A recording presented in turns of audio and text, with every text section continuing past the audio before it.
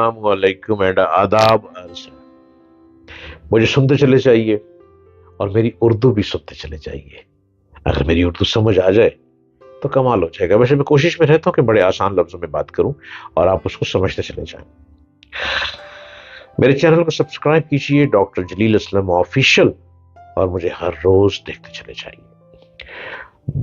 آج میں کچھ ایک عجیب سا ٹاپک لایا ہوں، عجائبات نیل کے بارے میں بات کروں گا۔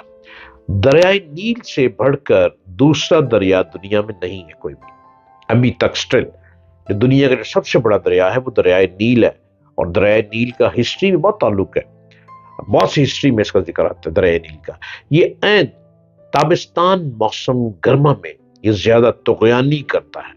گرمیوں میں بحکم خدا شمالی ہوا چلتی ہے جس سے دریائے شعور کھاری سمندر اس کی طرف رجوع کرتا ہے اور اس میں آ کر شیریں ہو جاتا ہے، مٹھاس پیدا کر دیتا ہے، یہ ٹھنڈک اور مٹھاس دیتا ہے۔ پھر یہ اس وجہ سے اس میں طغیانی ہوتی رہتی ہے، چھل پڑتی رہتی ہے، چھل مارتا رہتا ہے، کبھی اپ اینڈ ڈاؤن ہوتا رہتا ہے۔ جب زراعت کا موسم آتا ہے تو میرے اللہ کے حکم سے بحکم خدا جنوبی ہوا چلتی ہے جو دریا کے پانی کو پھر دریائے شور میں بہا دیتی ہے۔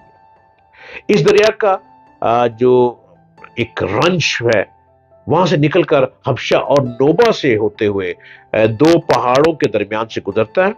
بارش نہ ہونے کی صورت میں بھی اس کے دونوں طرف، اس کے اطراف زمین سیراب رہتی ہے، گیلی رہتی ہے ہر جگہ۔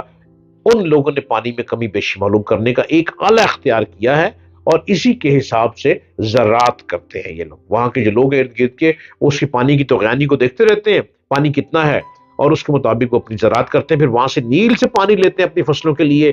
دریائے نیل کے عجائبات میں سے ایک رادہ نامی مچھلی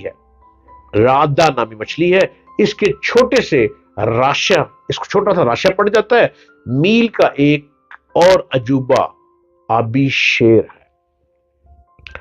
جب کوئی شخص کنارے پر جاتا ہے تو یہ خون خوار جانور پانی کے نیچے نیچے قریب آ جاتا ہے اور شکار کر لیتا ہے۔ کسی شاعر نے دریائے نیل سے اعتراض کرنے میں کہا ہے کہ خوف کی وجہ سے نیل کے پانی کو آنکھ سے یعنی کنارے پر جا کر نہ دیکھیے بلکہ اپنے گھر میں کوزوں میں دیکھیے، یعنی اس کے کنارے پہ نہ دیکھیں کہ وہ شیر کی بھی چمک آ جاتی ہے، شیر پکڑ بھی لیتا ہے۔ اس دریا میں ایک مقام ایسا ہے جہاں مچھلیاں خود بخود جمع ہو جاتی ہیں اور روز کوئی بھی جال پھینک کر انہیں پکڑ سکتا ہے، مگر یہ کیفیت سال میں ایک روز ہوتی ہے۔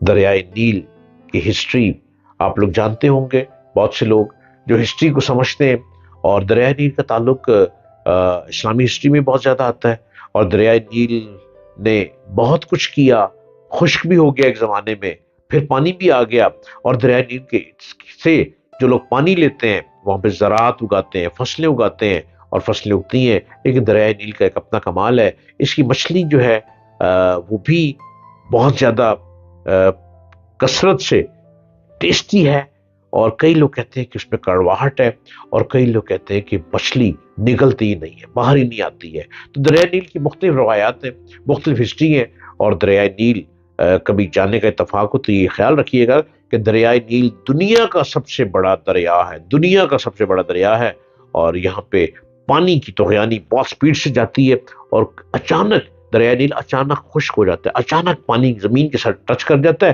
اور اچانک پھر اس میں ایسی طغیانی آتی ہے کہ بہت سپیڈ سے پانی اوپر کی طرف آ جاتا ہے۔ اور جو شیر کی ایک مثال ہے کہ شیر ایسے پانی کے اندر قریب جائیں تو شیر اندر سے کھینچ لیتا ہے۔ اس کا ایک تاریخی ہسٹری ہے، ایک تاریخی واقعات ہے اس کے۔ دریائے نیل ایک اپنی عجوبہ چیزوں میں، عجائبات میں آتا ہے۔